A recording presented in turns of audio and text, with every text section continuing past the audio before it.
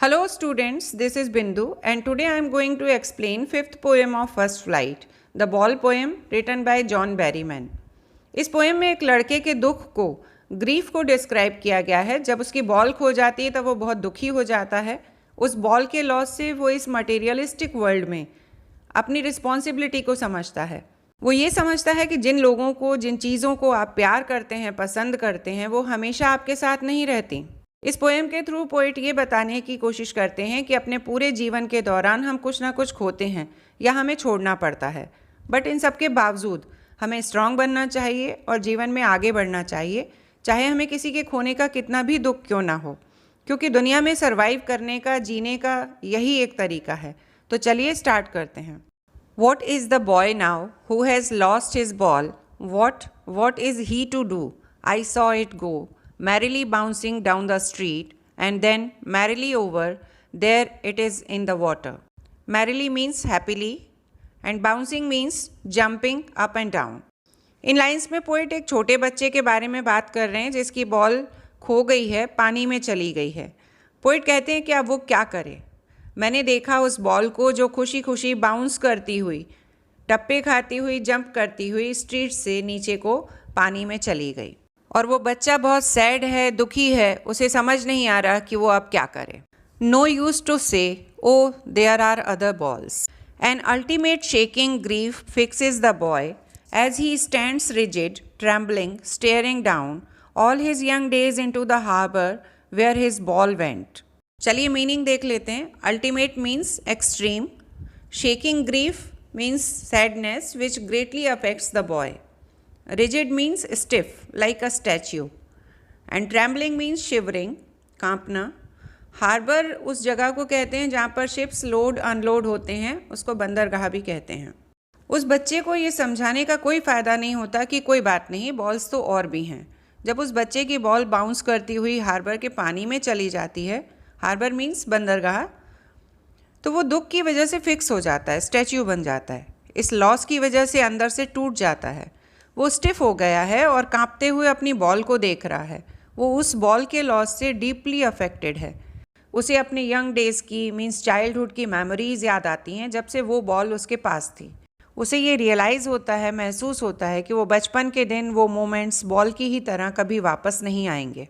I would not intrude on him, a dime, another ball is worthless. Now he senses first responsibility in a world of possessions. People will take balls, balls will be lost always, little boy.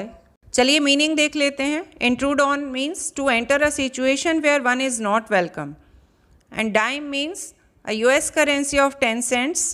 Possessions means something that is owned or possessed. And external means superficial. Poet कहते हैं कि मैं इस situation में interrupt नहीं करूँगा, interfere नहीं करूँगा। हालांकि बॉल 10 सेंट्स की ही आती है, दूसरी ले सकते हैं, पर दूसरी बॉल लेने का कोई फ़ायदा नहीं, कोई मतलब नहीं। उस बच्चे को अपनी चीज़ें, जो उसकी पोजीशंस हैं, उसकी खुद की चीज़ें हैं, उनके लिए अपनी रिस्पॉन्सिबिलिटी समझ में आती है। वो बॉल को खोकर अपनी चीज़ों की सेफ्टी को लेकर अपनी जिम्मेदारी समझता है। पोइट उस छोटे बच्चे को कहते हैं कि ऐसा हमेशा ही होगा, लोग आपकी बॉल ले लेंगे या बॉल हमेशा ही खोएगी। जो चीज़ें तुम्हें पसंद हैं वो कभी ना कभी तुमसे दूर हो जाएंगी, छिन जाएंगी। And no one buys a ball back. Money is external. He is learning, well behind his desperate eyes, the epistemology of loss, how to stand up, knowing what every man must one day know, and most know many days how to stand up. चलिए meanings देख लेते हैं। External means superficial. Desperate means hopeless.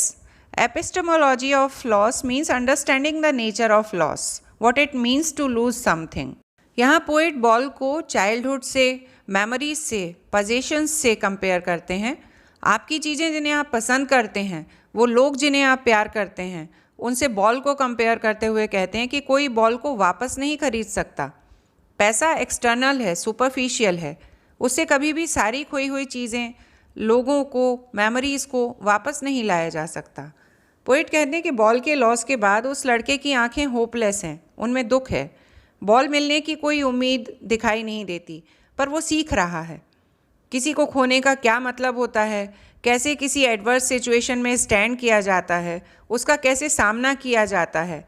वो ये जान रहा है कि हर व्यक्ति एक ना एक दिन जान जाता है कि कैसे किसी चीज़ को खोने के बाद भी खड़े रहना है और ज़िंदगी में आगे बढ़ना है।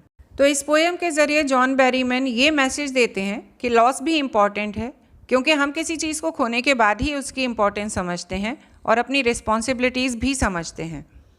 हम ये भी सीखते हैं कि कुछ खोने के बाद सिचुएशन से कैसे कोप अप करना है और बिना गिव अप किए कैसे आगे बढ़ना है। वो ये भी कन्वे करते हैं कि पैसे से हर चीज़ को नहीं खरीदा जा सकता और जीवन में चाहे कितने भी लॉस आए, हमें स्ट्रांग बने रहना है और लाइफ में आगे बढ़ने का नाम ही जीवन है। तो स्टूडेंट्स, ये था पोएम का एक्सप्लेनेशन। अगर आपको पसंद आया हो तो प्लीज़ लाइक कीजिए और मेरे चैनल को सब्सक्राइब कीजिए। Thanks for watching.